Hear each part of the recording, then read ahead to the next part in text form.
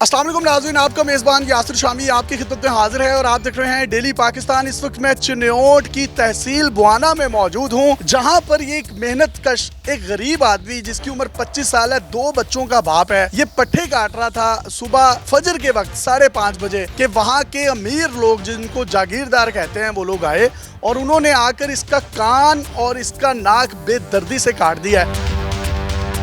वो जो तेज धार छुरी की मदद से इसका कान काटा गया है, यकीन करें वो देखा नहीं जा रहा, जबकि इनकी हॉस्पिटल की भी कुछ फुटेजेस आप अपनी स्क्रीन पर देख सकते हैं जिसमें इनका नाक काटा गया और पूरे नथने दोनों काट दिए गए हैं। जिस तरह से ये हमारी शेप है वो नजर ही नहीं आ रही। अब ये पता नहीं सांस भी ले पाते हैं या नहीं।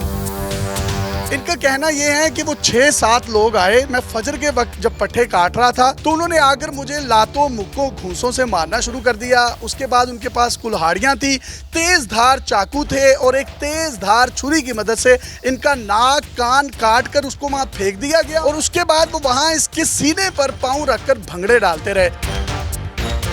ये FIR भी आप अपनी स्क्रीन पर देख सकते हैं जो उन मुल्जिमान के खिलाफ कट चुकी है। और जब इसने वो FIR कटवाई उनके खिलाफ तो वो फिर इसके घर आए, इसको फिर मारा, इसको धमकियां दी, इसको कत्ल करने की धमकी दी और उसकी भी एक और FIR उनके खिलाफ दर्ज हो चुकी है। ये गरीब मेहनत कश है और उन अमीर ज़ादों के हत्थे चढ़ा है और उन्होंने ये इसका हाल किया।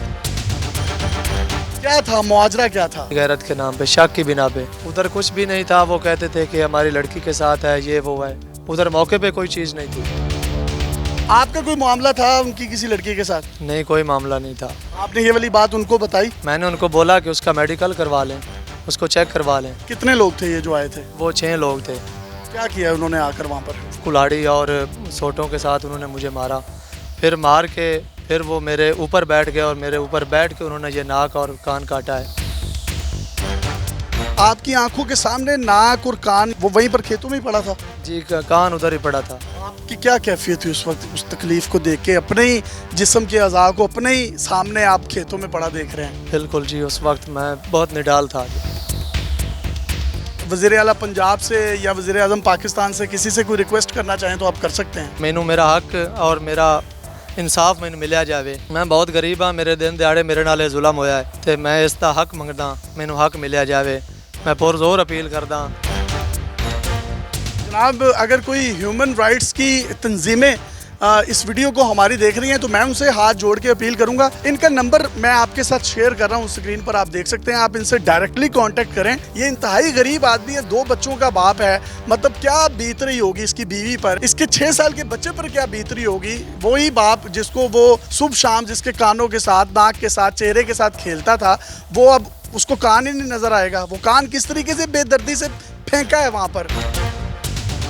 अगर कोई लड़की का मामला है भी और वो कह रहा है कि मैंने उनको कहा मेडिकल करवा लें, तो आप मेडिकल करवा लेते हो। ये पाकिस्तान में इंसाफ का बोलबाला होगा या किस तरह मामला जाएंगे, इसका फैसला तो वक्त करेगा। ये जो FIR हुई है, आप इससे मुतमईन हैं? मैं इस FIR से मुतमईन नहीं हाँ, क्योंकि इस ते दहशतगर्दी इन्होंने मेरे उत्ते की है ते मेरा तो नाक ते कान वापस नहीं आना।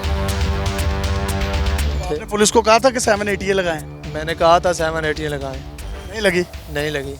जनाब, आप ये देख सकते हैं जो FIR की दफात हैं। अब पुलिस को भी चाहिए कि इसको टेस्ट केस के तौर पर ले और इस गरीब आदमी को ज़रूर इंसाफ मिलना चाहिए। और वो जो उबाश गुंडे और एक बदमाशी का लिबादा जिन्होंने ओढ़ा हुआ है, इन लोगों को निशाने इबरत बनाना चाहिए कि वो आइंदा किसी मेहनत कश या किसी गरीब पर इस तरह की तोहमत लगाकर उसके साथ ये बदतरीन ज्यादती ना करें। अगर कोई इस तरह का मामला था भी तो वो कानून का रास्ता लेते। अपने मेज़बान यासिर शामी को इजाज़त दीजिए।